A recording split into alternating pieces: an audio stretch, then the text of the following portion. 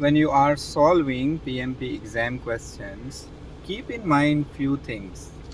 You are supposed to behave like a servant leader.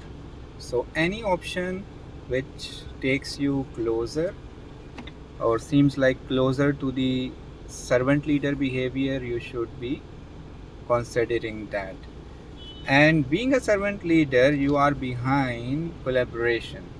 So collab as much as possible whenever you have to solve a conflict. So if in the question there is a scenario which is taking you towards what are the ways to solve a conflict, so choose the option that is in best interest of every party, right? So neither compromise nor smoothing.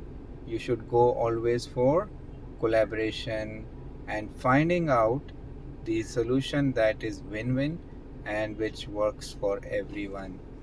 Now, there are other things which are non-negotiable, such as safety, such as quality, and governance. So, whenever in answer options, you have to prioritize among these options and any other option, then you need to prioritize.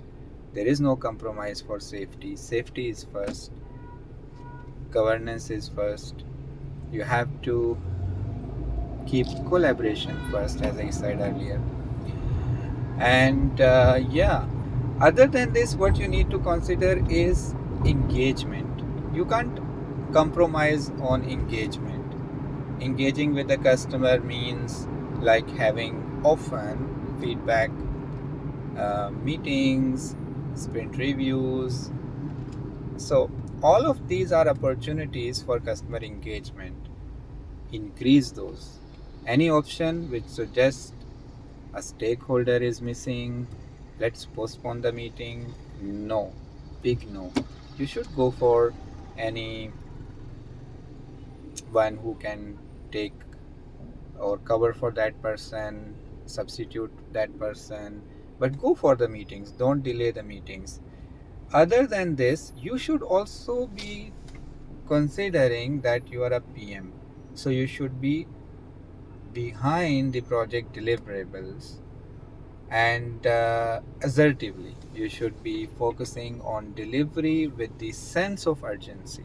Now, if you keep in mind all these principles, you would be able to solve your PMP exam questions most of the time correctly.